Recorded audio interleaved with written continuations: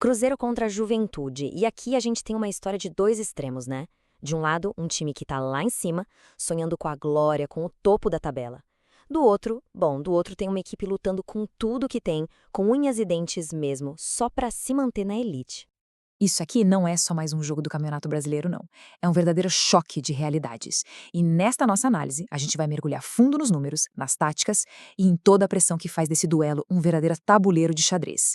Vamos entender juntos onde esse jogo pode ser ganho ou perdido muito antes de a bola sequer rolar. Ah, e um recado rápido. Se você curte esse tipo de análise mais a fundo, que vai direto ao ponto, já sabe, né? Deixa o like, se inscreve no canal e manda para aquele amigo ou amiga que também respira futebol. Isso dá uma força gigante para a gente continuar trazendo esse conteúdo. E a pergunta que fica martelando na cabeça é exatamente essa. Num confronto com tanto em jogo, onde a glória de um encontra o desespero do outro, quem é que sente mais o peso da responsabilidade, hein? Certo. Para a gente entender o peso desse jogo, a gente precisa olhar um pouquinho para trás. A história muitas vezes nos conta uma parte importante da história, e aqui ela aponta para um favorito bem claro. Mas a pergunta é: será que o passado vai mesmo ditar o futuro dessa vez? O número fala por si só. 15. Em 28 jogos, o Cruzeiro saiu vitorioso em 15. Isso não é só um dado, gente. É um domínio histórico e um domínio que com certeza pesa e muito nos ombros do pessoal do Juventude. Agora, vamos dar uma olhada com calma nessa tabela. A vantagem do Cruzeiro já é enorme, com 54% de vitórias no geral. Mas, quando o jogo é em casa, aí o número explode para impressionantes 71%. O Juventude só conseguiu a proeza de vencer como visitante em 3 míseras ocasiões. Não tem outra palavra. É um massacre estatístico. E se a gente olhar só para os confrontos mais recentes, a coisa não melhora para o Juventude. Pelo contrário, o Cruzeiro levou a melhor nos últimos 3 jogos, incluindo uma goleada de 4-0 na última vez que se viram. Isso cria uma pressão psicológica gigantesca, não acham? Bom, vamos em frente. A história pesa, claro, mas é no campo tático que o jogo se decide. Como é que os estilos de cada time se encaixam? Ou melhor, como eles se chocam? E esse slide aqui resume a situação de uma forma brutal.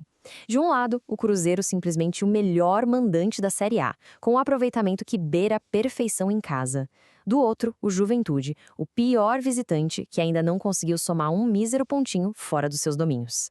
É o cenário perfeito para confirmar o favoritismo ou para uma zebra daquelas históricas. E aqui, olha só, pode estar um dos pontos mais críticos da partida. O jogo pode ser decidido logo no começo, e os números não mentem. O Cruzeiro é uma máquina de fazer gols no primeiro tempo, enquanto o Juventude tem a defesa mais vazada justamente nesse período. A tendência é clara, uma blitz do Cruzeiro desde o apito inicial.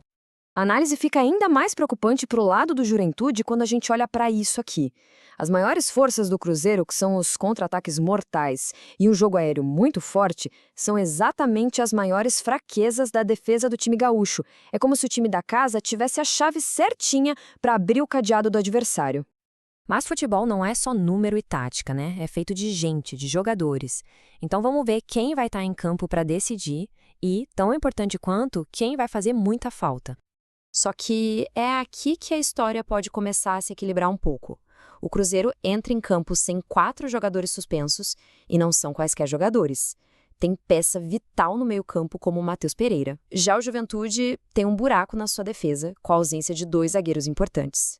São desfalques que podem desestabilizar qualquer estratégia. E essa situação toda coloca o técnico do Juventude, o Thiago Carpini, numa sinuca de bico. O que ele faz? Mantém o sistema de 3 zagueiros e improvisa alguém ali, ou muda a formação inteira e arrisca a dinâmica do time todo? A capacidade do Juventude de resistir nesse jogo pode depender totalmente dessa decisão. E lá na frente, no ataque, o duelo é de filosofias bem diferentes. De um lado, Caio Jorge, o finalizador de um Cruzeiro que gosta de ter a bola, de construir o jogo com paciência. Do outro, Gabriel Tagliari, a principal arma do Juventude para puxar contra-ataques e transições rápidas. Quem conseguir impor seu estilo tem uma grande chance de decidir o placar. Com tudo isso posto na mesa, a gente chega num ponto crucial. Para além dos 3 pontos, o que está realmente em jogo aqui?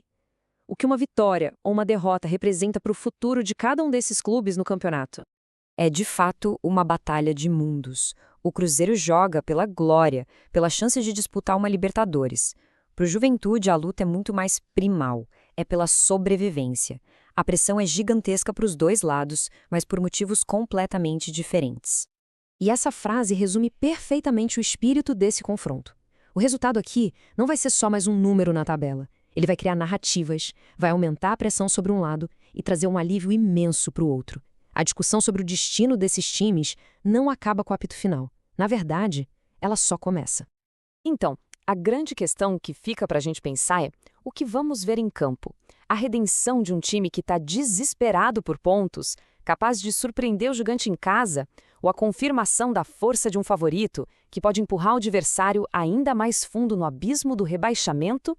A resposta, como sempre, só o campo pode dar.